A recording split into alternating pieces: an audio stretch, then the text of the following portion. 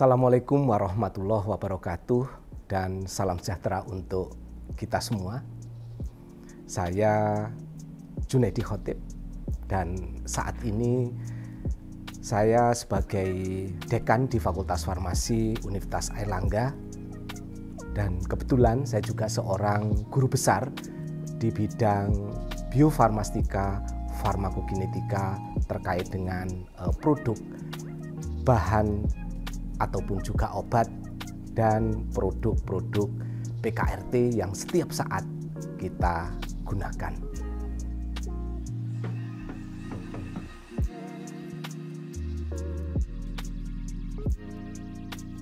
Saat ini kalau kita melihat bahwa air itu menjadi kebutuhan utama di dalam kehidupan kita, terutama air minum, ya, kita tidak bisa lepas dari itu. Dan jumlah yang memang kita perlukan besar, minimum 2,5 liter per hari untuk setiap individu, sehingga keamanan dari produk yang kita gunakan dalam jumlah besar itu harus betul menjadi bagian yang kita pikirkan dan kita bisa memberikan jaminan bahwa produk itu aman untuk kita gunakan. Saat ini kalau kita melihat berbagai pemberitaan, ya, baik yang berasal dari tim peneliti kami maupun juga tim peneliti yang lain serta tim kajian kami dari Universitas Airlangga, tentu bisa kita melihat dan memahami bahwa ada sesuatu yang memang harus menjadi perhatian terkait dengan bahaya dari air minum yang dikemas dalam galon, terutama galon yang mengandung polikarbonat.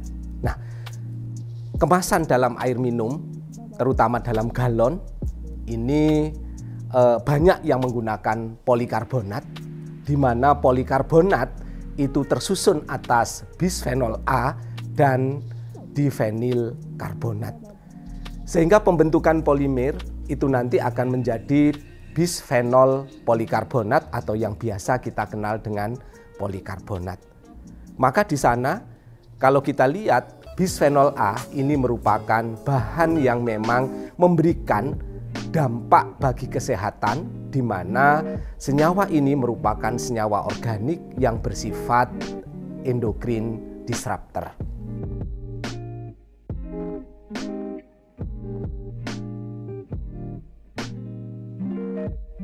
BPA yang merupakan endokrin disruptor ini, ya, merupakan komponen penyusun polikarbonat, di mana dia nanti ketika membentuk untaian polimer, maka dia akan memberikan bentuk yang stabil dan memberikan kekerasan yang cukup. Oleh sebab itu sebenarnya kalau kita lihat polikarbonat ini sangat baik digunakan sebagai wadah, ya, karena akan tahan lama. Hanya saja ketika memang itu digunakan untuk kemasan dalam air minum untuk galon, maka di sana berpeluang terjadinya pelepasan bisphenol A ini. Sehingga ini yang memberikan resiko pada kesehatan.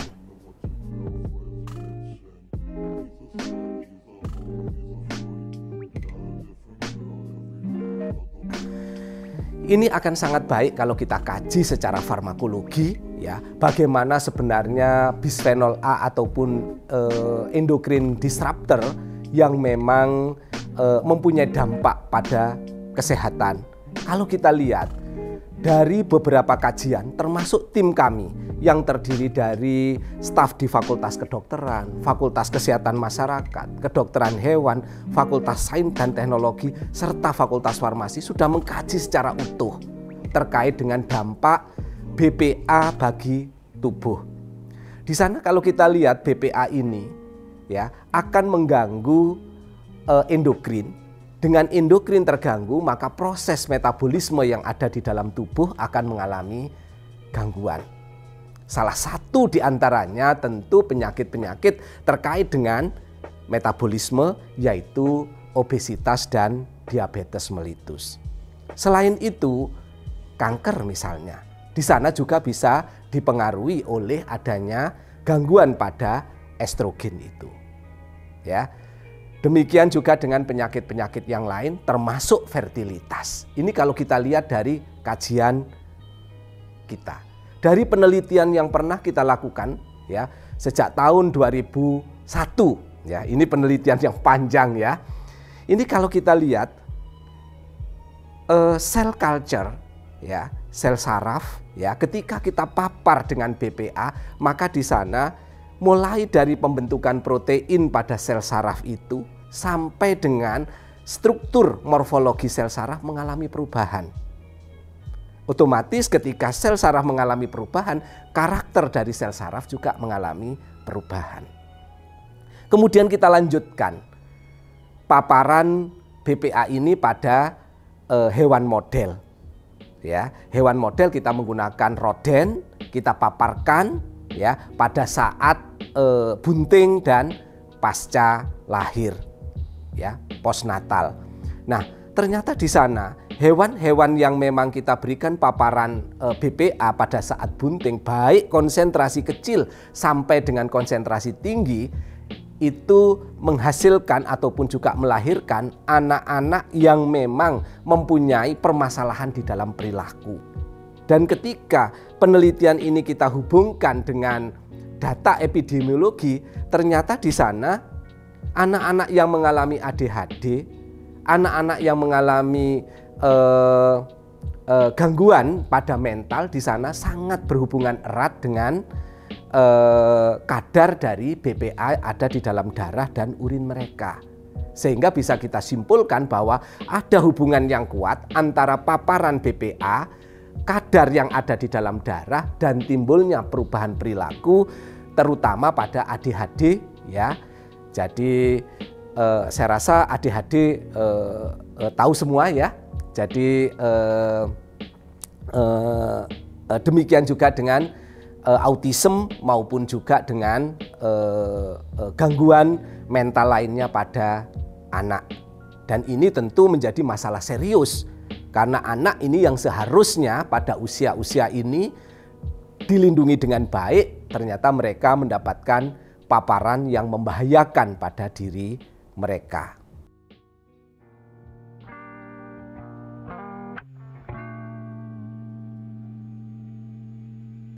Yang pertama kita harus melihat pada kemasan ini selalu tertulis sebenarnya. Apakah kemasan ini terbuat dari polietilen tereftalat, polikarbonat ya, atau polietilen yang lain. Ya, caranya bagaimana? Biasanya pada bagian bawah itu akan terlihat ada gambar segitiga recycle ya. Kemudian ada angkanya. Nah, kalau ada segitiga recycle, kemudian di tengahnya ada angka 1, itu menunjukkan bahwa penyusun dari kemasan itu adalah polietilen tereftalat. Ini tentu aman. Untuk polikarbonat ini termasuk dia kelompok 7, sehingga pada siklus di sana segitiga itu ya ada tulisan 7. Nah, itu yang memang harus diwaspadai. Ya, karena itu masyarakat harus bisa memilih. Kemudian yang kedua caranya yaitu dilihat saja pada kemasannya. Apakah kemasannya itu transparan atau buram? Nah, biasanya untuk polikarbonat ini agak buram. Ya, dan bentuknya itu stabil dan tidak mudah rusak. Ya, jadi itu. Sehingga kalau memilih kemasan untuk air minum terutama galon ya tentu saja diperhatikan kejernihan dan juga tingkat keburamannya. Kalau buram ya jangan digunakan ya. Jadi itu.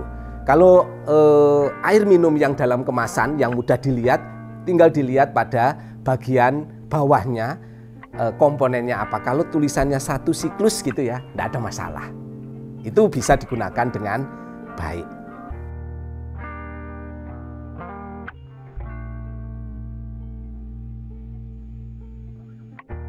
Kalau kita lihat sebenarnya regulasi dari pemerintah ini mulai dari Undang-Undang Pangan.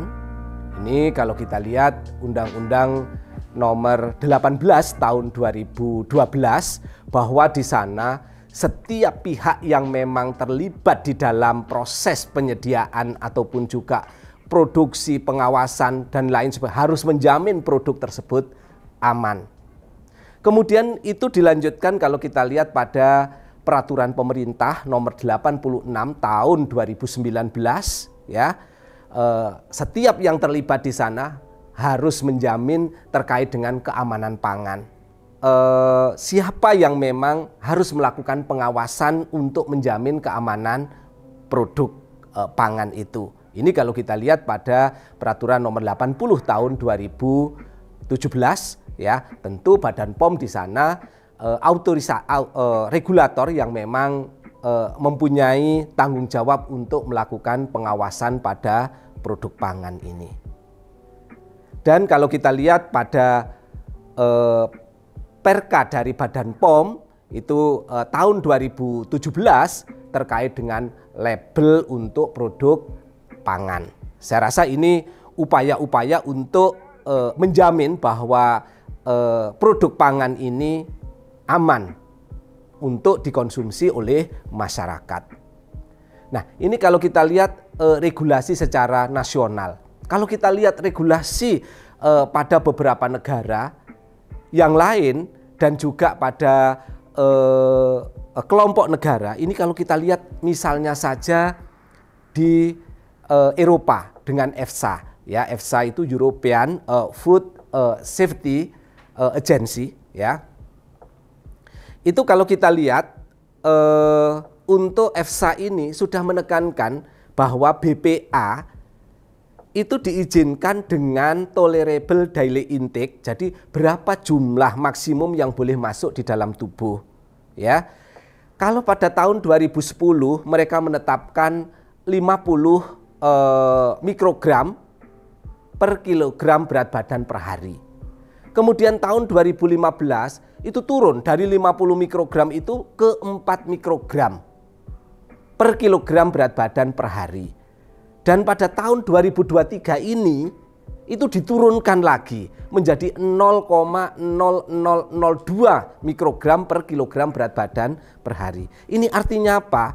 Bahwa mereka sudah melakukan kajian sehingga supaya tidak terjadi pada gangguan kesehatan, maka kadar itu diturunkan secara drastis sampai dengan 20.000 di bawahnya. 2.000 kali lebih rendah. Sungguh ini harus menjadi perhatian kita.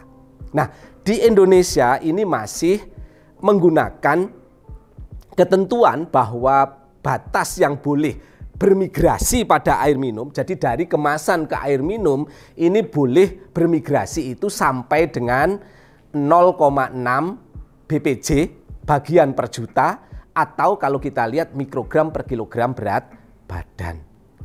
Sehingga kalau kita lihat dari aspek ini sebenarnya ada hal yang harus menjadi perhatian dan ditekankan untuk tetap kita menjaga keamanan pangan maupun juga produk obat yang ada di Indonesia ini.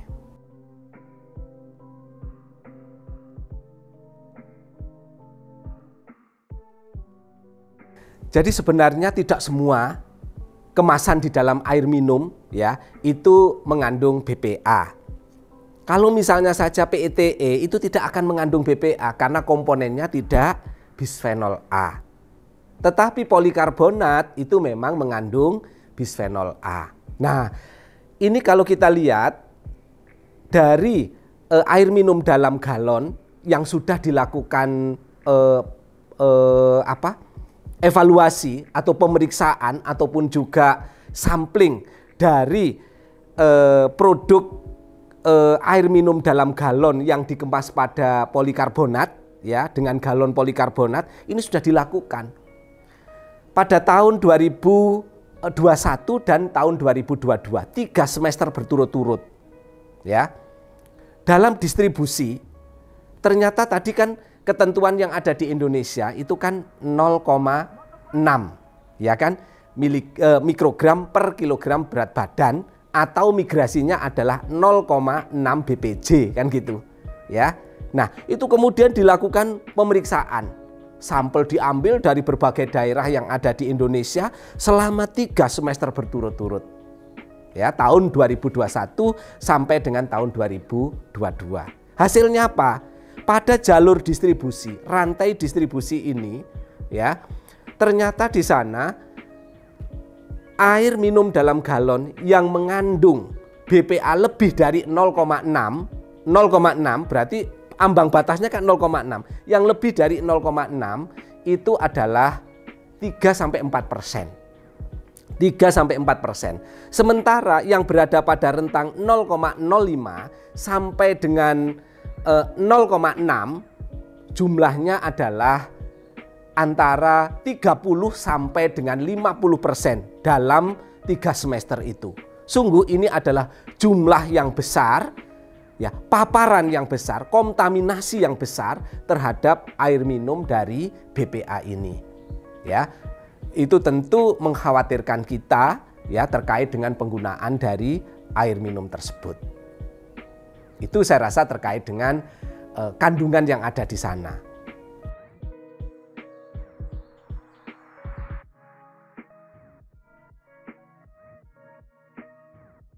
Kalau kita lihat memang teknologi plastik kan berkembang, ya. Nah, dengan teknologi plastik berkembang sebagai kemasan yang ideal, ya, ini tentu diharapkan perguruan tinggi juga akan lakukan supporting untuk penelitian-penelitian terkait dengan polimer. Misalnya saja PETE, polyethylene terephthalate, ataupun juga polyethylene high density ataupun juga low density itu sangat besar peluangnya untuk dikembangkan sehingga tidak ada komponen-komponen baik itu mikroplastik maupun juga senyawa-senyawa pencemar itu yang dilepaskan pada air minum. Kenapa dilepaskan? Ini kalau kita lihat polikarbonat itu sangat stabil dan tahan sehingga penggunaan itu bisa sampai dengan 42 siklus. Kalau 42 siklus maka ini sebenarnya seperti rangkaian mutiara itu, ya. Jadi polimer itu seperti rangkaian mutiara sehingga bisa dilepaskan atau terlepaskan satu persatu. Dengan demikian kontaminan akan semakin besar. BPA yang ada dalam air minum akan semakin besar. Nah, oleh sebab itu teknologi plastik ini menjadi bagian yang penting untuk bisa menggantikan galon yang semula dari polikarbonat ke jenis polimer yang lain yang sangat membantu. Saya rasa PETE kemudian HDPE ataupun juga LDPE ini merupakan peluang yang sangat baik untuk bisa dikembangkan.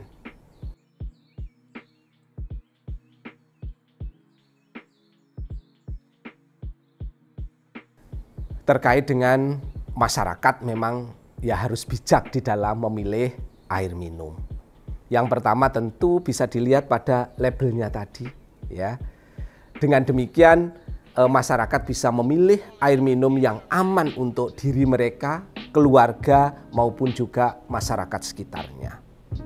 Ya. Tetapi saya rasa ini tidak hanya menjadi bagian dari masyarakat sebagai konsumen karena sistem perpipaan di tanah air ini masih kecil jumlahnya sehingga penggunaan air dalam kemasan itu sangat tinggi, sangat besar. Ya. Nah, tetapi juga pada yang pertama itu pada produsen. Ini kami juga mengingatkan bahwa produsen itu tidak hanya menghasilkan suatu produk, tetapi mereka harus mempunyai jiwa sosial untuk bisa memberikan perlindungan, keselamatan dan kesehatan yang cukup baik pada masyarakat. Dengan jalan menjamin mutu produk aman.